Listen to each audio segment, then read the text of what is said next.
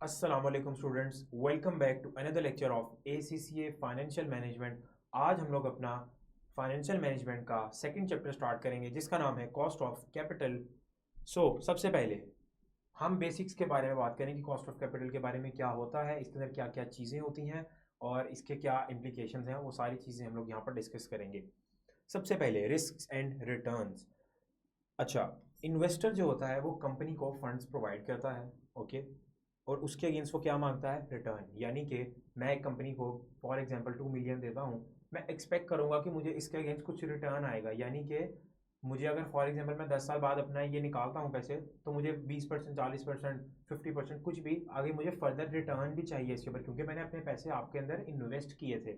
Now it is usually said that higher the risk they have taken in the company, higher the expect returns. यानी कि अगर आपकी company बहुत ज़्यादा risky है, एक नया स्टार्टअप खुला है, ओके, एक नया स्टार्टअप स्टार्ट हुआ है और मैंने उसके अंदर पैसे इन्वेस्ट किए और वो बहुत ज़्यादा रिस्की है, यानी कि अगर थोड़े से भी आप समझ लें कि हालात इकोनॉमी के ऊपर नीचे हुए तो देर इज़ अ चांस कि कंपनी लिक्विडेट हो जाएगी और वो ऑपरेशंस अपने सीज कर देगी। इस केस के अंदर अगर मैंने उस कंपनी के अंदर, उस स्टार्टअप के अंदर पैसे इन्वेस्ट किए हैं, तो I would say that I expect higher returns. मेरे पास और इन्वेस्टमेंट अपॉर्चुनिटीज़ भी थी जहाँ पर मैं थोड़े लेस रिस्की या मीडियम रिस्क के अंदर इन्वेस्ट करके मीडियम रिटर्न ले सकता था, लेकिन मैंने क्योंकि आपकी कंपनी के अंदर इन्वेस्ट किया है, मैंने हायर रिस्क लिया है, मैंने हायर रिस्क के लिए ऑप्ट किया है, so that is why I expect higher returns as well. Now overall जो रिटर्न इन्वेस्टर एक्सपेक्ट करता है उसके अंदर कुछ कंपोनेंट्स होते हैं, वो क्या होते हैं?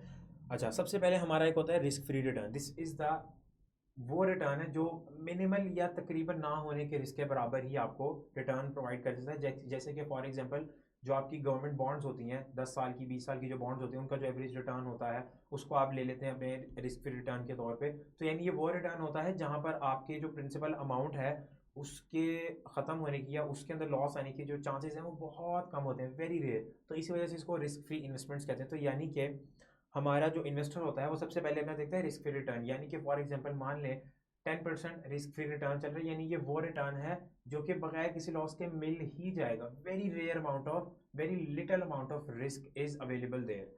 ओके, नाउ अब उसके ऊपर आ जाते हैं रिस्क प्रीमियम। रिस्क प्रीमियम क्या होते हैं? The amount of return required above and beyond the risk free rate for the compensation of risk they have taken.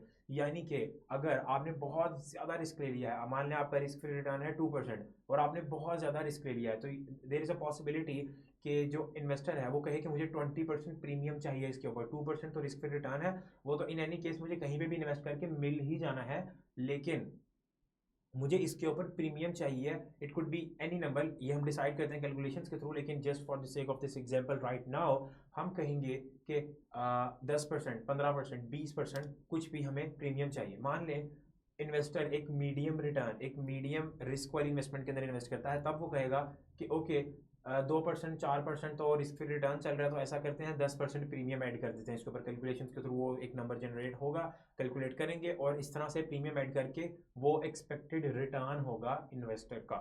Now moving forward, investment in relation for the degree of risk. Different investment के instruments होते हैं, different investment की opportunities होती हैं, हम उसको risk के scale के ऊपर यहाँ पर प्लॉट करते हैं और देखते हैं कि कौन सी इन्वेस्टमेंट ज़्यादा रिस्की है और कौन सी सबसे कम है।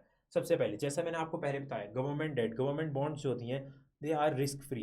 रिस्क फ्री तो मैं नहीं कहूँगा कि बिल्कुल रिस्क नहीं होता, but very rare chances, like बहुत ही कोई एक्स्ट्रा ऑर्डिनरी चीज़ हो जाए तो तब आके आप कह सकते हैं कि हाँ there is a chance of loss, otherwise it is considered as a risk free investment. Now secured loan, second thing जिसके ऊपर लो रिस्क होता है। अच्छा, सिक्योर्ड लोन क्या होता है? सिक्योर्ड लोन होता है फॉर एग्जांपल आपने किसी को लोन दे दिया और उसके किसी एसेट के ऊपर आपने अपना चार्ज रखवा दिया। फॉर एग्जांपल आपने उसकी गाड़ी के ऊपर चार्ज रखवा दिया कि इन केस ये पैसे देने में नाकाम होता है मुझे, ही फेल्स टू पे मी बैक, मैं इसकी गाड़ी को बेचूंगा, जितने मेरे पैसे होंगे मैं अपने पास रखूंगा और बाकी मैं इसको दे दूंगा, इस तरह से मेरे ओरिजिनल पैसे मुझे रिकवर हो जाएंगे। नाउ अब इसके बाद आता है अनसिक्योर्ड लोन। किसी बंदे को लोन दे दिया, फॉर एग्जांपल मैंने एक कंपनी को डेट दे दिया या किसी इंडिविजुअल को डेट दे दिया और मैंने उसके किसी भी एसेट के ऊपर चार्ज वगैरह नहीं रख पाया, तो यानी इन केस अगर वो मुझे लोन मेरा रीपे करने में नाकाम होता है, ही फेल्स टू पे मी बैक, तो देर इज अ चांस कि मेरे पास फिर बहुत कम चांसेस होंगे मैं अपने पैसों को रिकवर करवा सकूँ, क्योंकि मेरे पास कोई डायरेक्ट चार्ज नहीं है किसी भी उसके एसेट के ऊपर। Fourth thing, higher risk. Preference shares क्या होते हैं? It is a type of equity.